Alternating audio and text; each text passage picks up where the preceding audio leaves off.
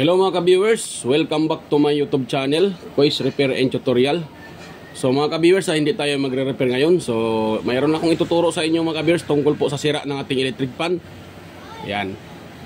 Pero bago pa tayo mag-start mga ka-viewers, kung bago lang kayo sa aking channel at napadaan lang, so huwag niyong kalimutang mag-like, mag-share at higit sa lahat, paki-subscribe na rin at ilagay yung bell, pakipindot yung bell button dyan sa taas, ilagay sa all para updated kayo or ma-notify kayo sa mga video tuwing ako ay nag-upload. So, start tayo mga viewers. So, ang tanong mga viewers, paano ba natin malalaman ang sira ng ating electric fan? Or paano natin ito ma-identify or ma-check up natin kung yun ba talaga ang kanyang sira?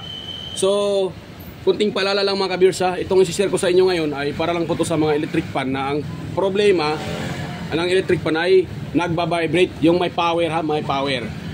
Hindi kasali dito yung walang power mga ka-viewers ha. Itong i-share ko sa inyo mga ka-viewers ay para lang po sa electric fan. Ulitin ko mga ka-viewers ha. Itong i-share ko sa inyo ngayon na kunting tips or idea ay para lang po sa electric fan na may power. At hindi siya makaikot, yan. Yung hirap makaikot or nagba-vibrate, yan. Or umikot man siya tapos biglang huminto, yun. Para lang po dyan, itong i-share ko sa inyo mga viewers. So ganito mga viewers, kung electric fan nyo, pina-plug nyo sa outlet, tapos try nyo siyang hawakan dito sa gilid dito, yan dito. Pag nagba-vibrate yan, ibig sabihin may power yung electric fan. Yun. So pangalawa nyong gawin mga viewers, tanggalin nyo itong, ba mayroon ano itong electric fan, mayroong yung screen guard dito, screen guard. Ganito yung kanyang screen ito.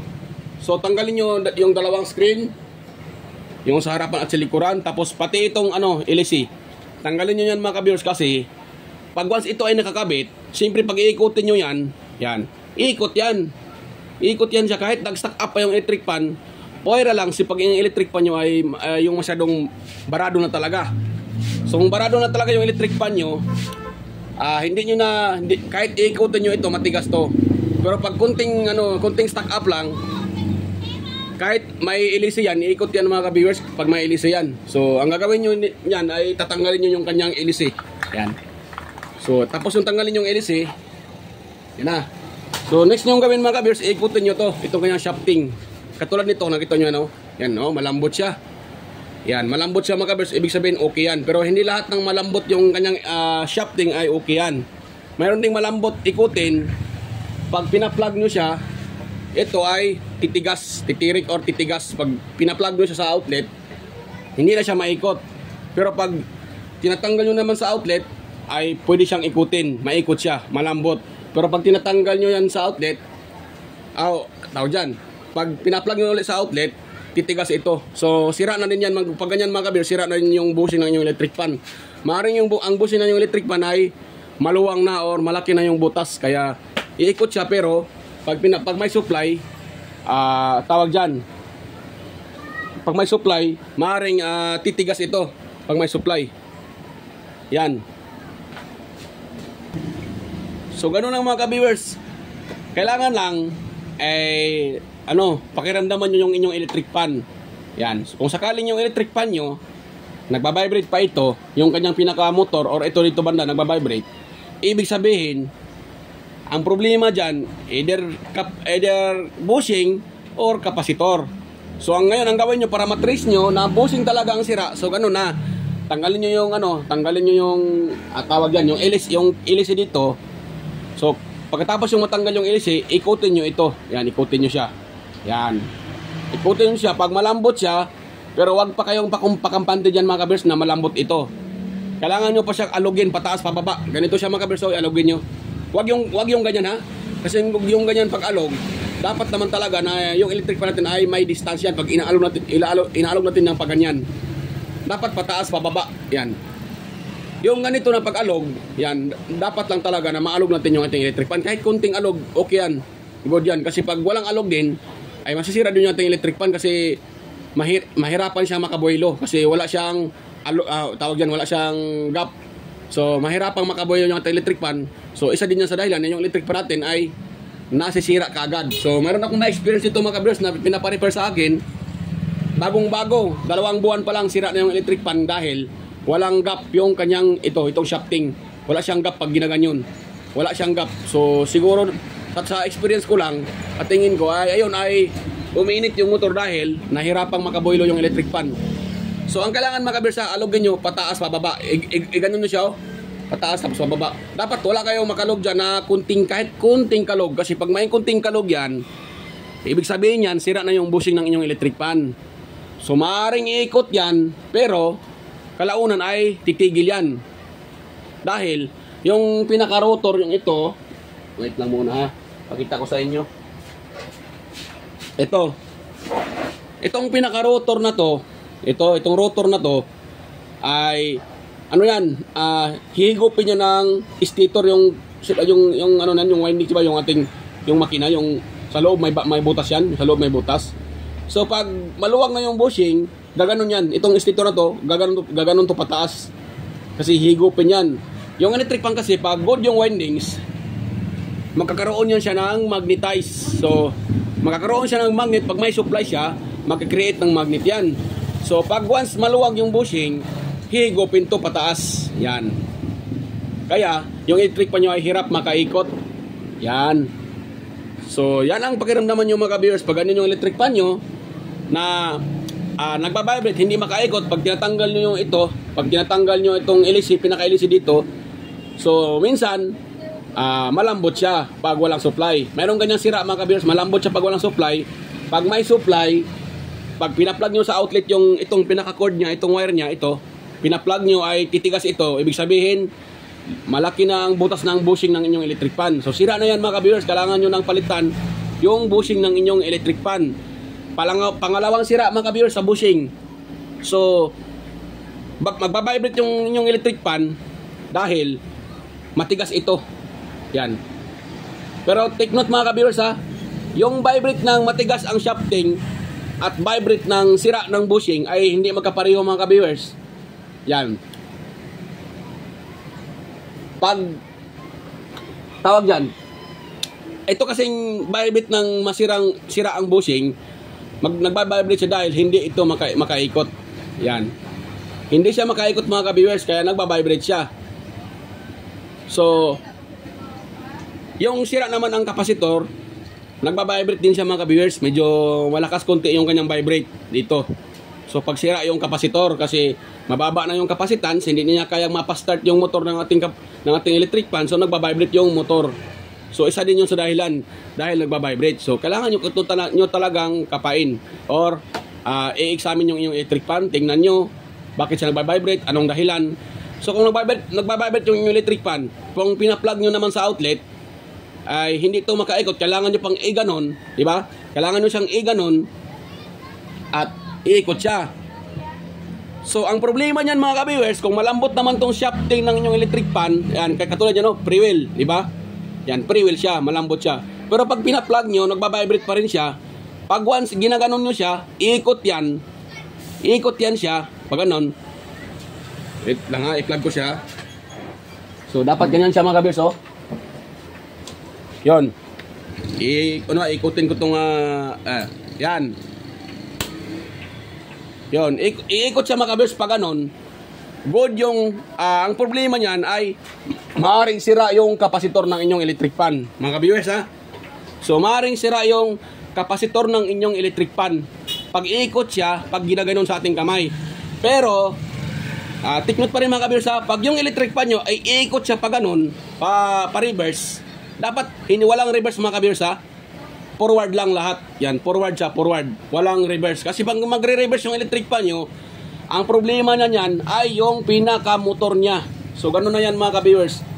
Pag yung electric pan nyo ay nagre-reverse siya, yan, nagpo-forward at saka nagre-reverse, so wag nyo nang pilitin yung inyong electric pan. Dahil ang problema niyan ay yung pinaka-motor na niya, yung pinaka-windings. So, yun ang dahilan bakit siya nagpo-forward at nagre-reverse. Kailangan mga ka-viewers, yung electric pan nyo ay forward lang. Ganun lang siyang ikot niya, forward. Clockwise. Yan, dapat clockwise. Pag umiikot niya pag ginaganon nyo, counterclockwise, ay sira na talaga yung motor ng inyong electric pan. Pero pag kina-counter nyo siya, hindi siya umiikot, lalaban yung pinakamotor, gumaganon pa clockwise, so okay yung inyong electric pan, okay ang pinaka-windings. So maaaring ang sira niyan ay capacitor lang. Yan. So pangatlo mga ka-viewers, nasira ng ating electric pan, na-bushing pa rin ang problema. So ganun na mga ka-viewers, matigas itong ikutin. Kahit hindi nyo pinaplug siya, matigas pa rin. Ibig sabihin yung bushing niyan maaring nag-stack up or kinakain na yung bushing, yung shafting, or nagasgasan na yung pinaka-bushing pati shafting. So nagbabanggaan yung sila, nagitgita yung silalim. Ayan, na kung saan nagasgas yung shafting pati yung gasgas ng bushing, yun na sila nag-ano na yun doon, kaya titigas yung ating shafting ng ating electric pan at mahirap yan tanggalin yung bushing na yan. Kailangan pa niyan pukpukin para matanggal nyo yung bushing ng inyong electric pan pag ganun yung sira mga ka-viewers.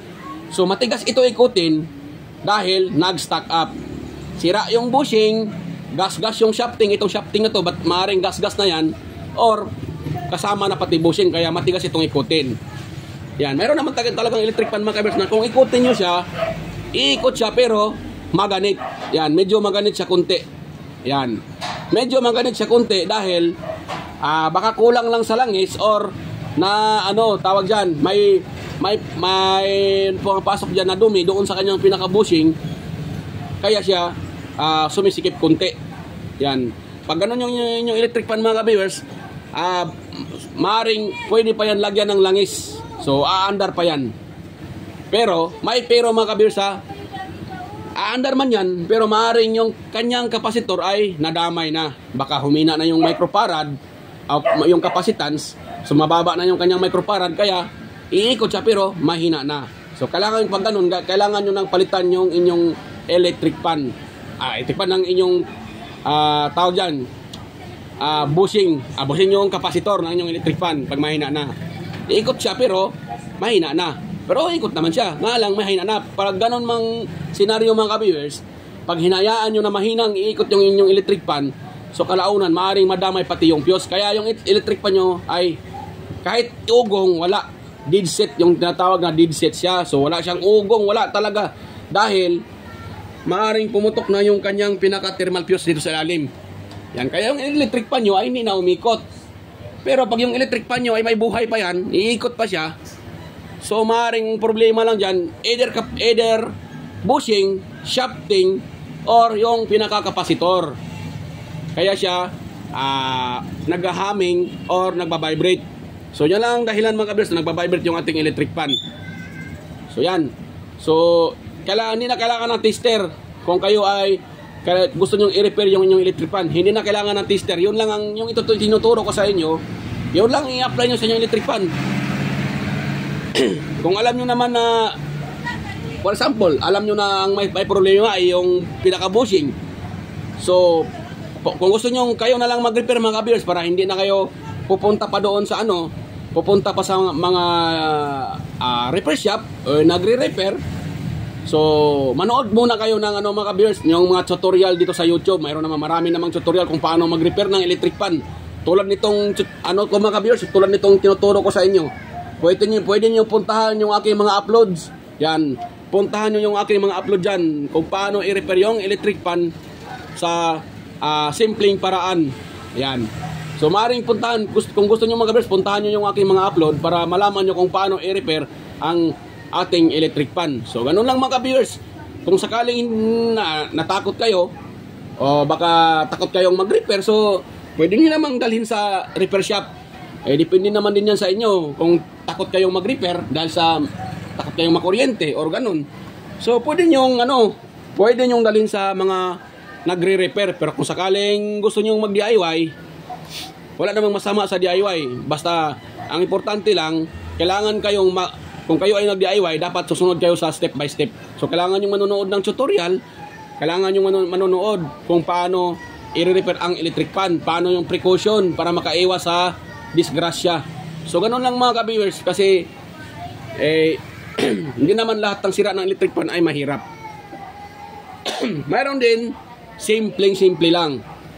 Yon. So ang itinuturo ko sa inyo ngayon, yung electric fan lang na nagbabibrate, yung may power mga kabirsa. Walang, hindi kasama yung electric fan na walang power. So, sa next video na naman tayo doon mag-uusap tungkol sa electric fan na walang power kahit vibration ng kanyang motor. So, ito sinishare ko sa inyo ngayon na technique ay para lang po to sa mga electric fan na may power at nagbabibrate pa yung kanyang motor. Yan. So, kadalasang sira talaga dyan ay yung kanyang yung kanyang pinaka tawag dyan, yung kanyang pinaka bushing. So yun lang talaga ang kadalasang nasisira mga ka-viewers pag yung electric fan nyo ay hindi makaikot, hirap makaikot, or nagbabibrate na lang siya dahil minsan din kapasitor. So yung kapasitor, sinasali ko na lang sa dito sa bushing kasi kung kapasitor lang kasi ang problema, yung electric fan natin ay nagbabibrate pa rin yan. Kaya sinasali ko na lang dito sa topic ng bushing. Yan, ganon yung mga kabirsa. Kaya ko nasabi kanina na kailangan yung tanggalin yung LSC kasi may nagtanong kasi sa akin sa mga video ko, bakit daw kailangan tanggalin itong pinaka-LSC ng electric fan, yung kanyang LSC or palapala.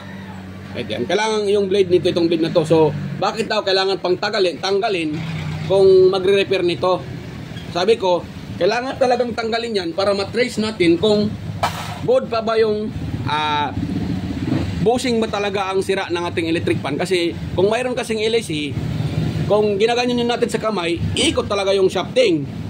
Na kung hindi kayo technician, siyempre pag nakita nyo na umiikot yan, siyempre nag-ano kayo, iikot yan, okay pa yan kasi iikot pa. Pero hindi yan, mali yan mga ka-viewers.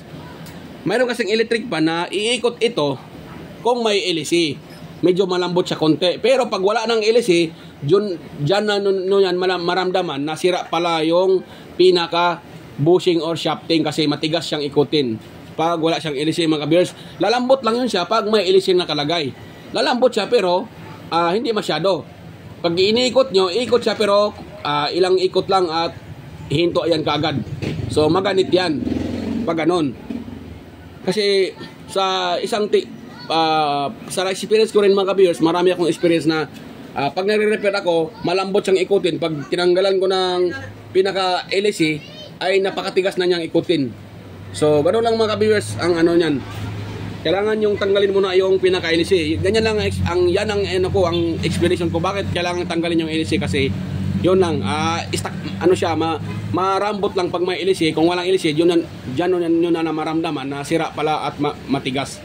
So, gano'n lang mga kabis ang pag-repair ng electric fan. Kung sakaling gusto nyo i-repair yung electric fan, kailangan nyo malaman kung ano ang sira. So, kailangan nyo siyang pakiramdaman. So, yun na ang una, i-plug nyo, hawakan nyo dito, yan, pakiramdaman nyo kung nababibrate. Kung nababibrate yung motor, so, ang next nyo gawin, yun na, tanggalin nyo yung LSC, ganito na siya. So, pag nagbabibrate, yan, kailangan, pag nagbabibrate siya, pag ito ay malambot, ipina-plug nyo siya, tumitigas ito. So yun na ang problema, bushing talaga yan. Maluwag na yung bushing, malaki na yung butas ng bushing ng inyong electric fan. Kaya siya titigas pag may supply. Pag walang supply, ikot to, malambot. Nga lang, pag may supply na, wala na. So bushing pa rin yan ang sira. At yung palagi itong matigas, kahit naka-plug or hindi man, matigas pa rin. Bushing pa rin ang sira niyan mga ka-viewers. Maaaring yan nag-stack up or gas-gas na yung pinaka-bushing, pati shafting, damay na. Kaya ito, matigas ikutin. So, ganun lang mga kabis ang pag-trace kung paano natin malaman na ang problema ng ating electric fan ay bushing or kapasitor. So, yan. So, sana po mga kabis ay mayroon kayong nakuha ang kunting ideya sa aking isinishare sa inyo ngayon tungkol sa ating electric fan kung paano malaman kung bushing, kapasitor ba ang sira. Na hindi na natin kailangan na maghanap pa ng tester para ma-test yung ating electric fan. Kung yung electric fan nyo ay yun na, yung tinuturo ko kanina, na pag ipina-plug nyo, iniikot, malambot ito. Pag malambot ito mga kabisa, malambot siya. Tapos wala kayong nakakapa dito na maluwang, pataas pababa, hindi siya maluwag. Hindi siya ano siya. So ibig sabihin, buo yung ganyang bushing. So maaaring yan ay nagbabibrate dahil may problema sa kapasitor or sa motor. So yun ang yung tinuturo ko. Pag sa motor naman ang problema, pag pina-plug nyo siya at iniikot yung pag ganyan, iniikot yan. Ikutin nyo naman siya pa counterclockwise, iikot yan. So pag ano ang sira ng electric fan mga viewers, huwag na kayong magpunta saan-saan. Ang problema niyan, 100% motor na talaga. Pag ito ay iikot, vice versa. Yan. Pag ginagano nyo siya, pa-forward, umiikot siya, malakas. Tapos pag hinahawakan nyo, mag-stop siya, nagpa-vibrate siya. Hawakan nyo dito, nagpa-vibrate. Ikutin nyo siya pa counterclockwise. Yan. Iikot pa rin siya. Malakas pa rin. Ang problema nga lang, pag hinahawakan nyo, titigil yon. Nag-vice versa siya. Ikot siya ng pakaliwa at saka pakanan. So, yan ang pagganyan ng electric fan nyo. Matik yan, 100%. Ang problema, motor na talaga. So, wag na kayo maghanap ng ano-ano na saan-saan kayo mag-troubleshoot. Pag ano yung electric fan nyo, ito, iikot pakaliwa, pakanan. Pag hindi nyo iikot, nag-vibrate. Pag inaikot to sa kamay, iikot siya ng malakas. Tapos, pag hinahawakan nyo, nag-stop. Ikutin nyo pabalik, iikot siya. So, motor na yan. Pero, pag iniikot nyo siya pa counterclockwise, ay lalaban yung itong pinaka-shafting, iikot siya pa ganun. So, good pa yung ano niyan mga kabers, yung ganyang pinaka-winding or pinaka-motor.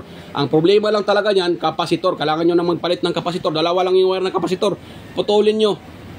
Lagyan nyo ng bagong kapasitor. Kailangan niyan kung anong kapasitor yung nakalagay sa kanya. Kung 1.5 microfarad, 1.5 microfarad pa rin yung ilagay nyo dito sa inyong. Ito, katulad nito, 1.5 microfarad. Yan.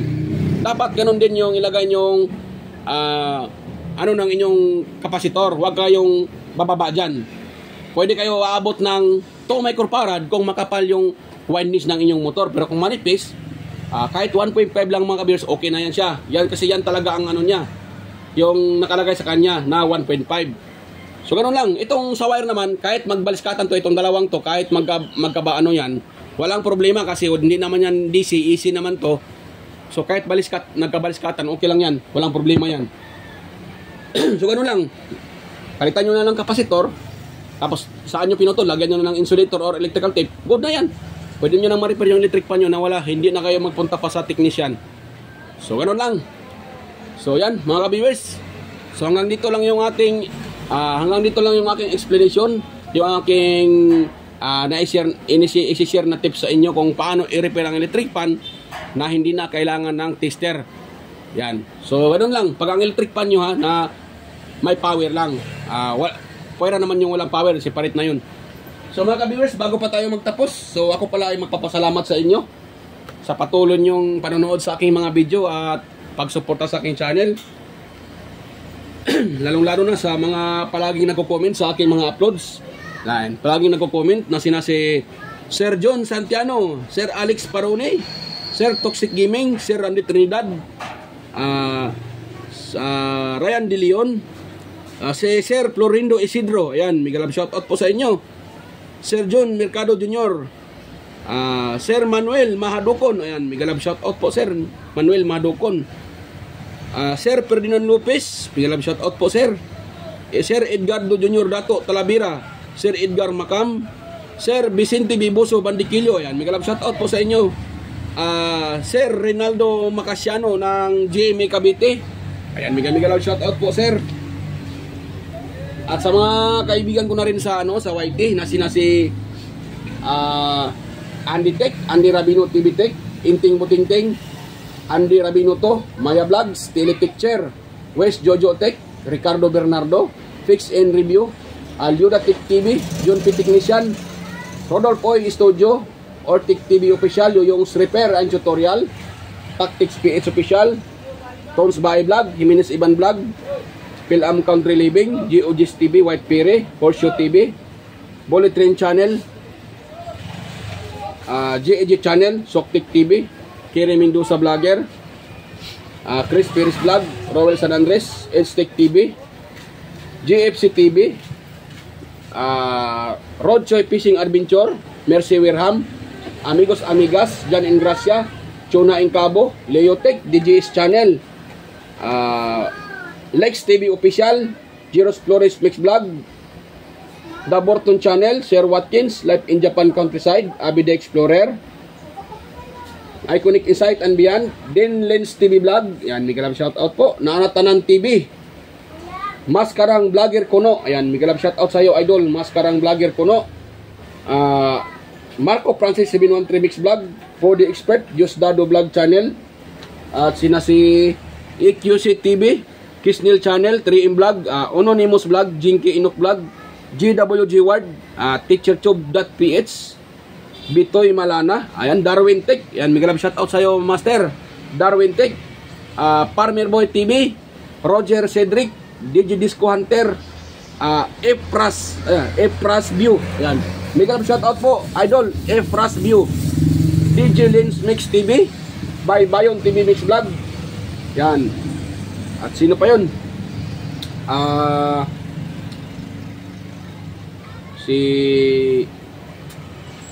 Yan, 3M Vlog, tapos ata si Idol 3M Vlog. At sino pa yung iba? So yan, so may galang shoutout po sa inyo sa patuloy yung pagsuporta sa aking channel at panonood mga idol, mga kalods. So yan, so mga idol, mga ka-viewers, so kita tayo ulit sa next kong mga video.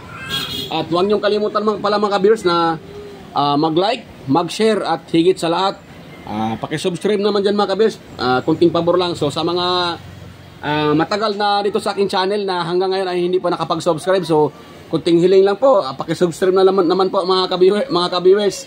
Yan po ay malaking tulong po sa aking channel. Yan, sa mga hindi pa nakapag-subscribe, baka pwede naman dyan, pa-subscribe naman dyan, kunting kalimbang sa bell notification at subscribe button. Ayan. So thank you po sa lahat. At thank you po sa lahat ng manonood pa lang sa aking video. So yan, thank you at bye-bye.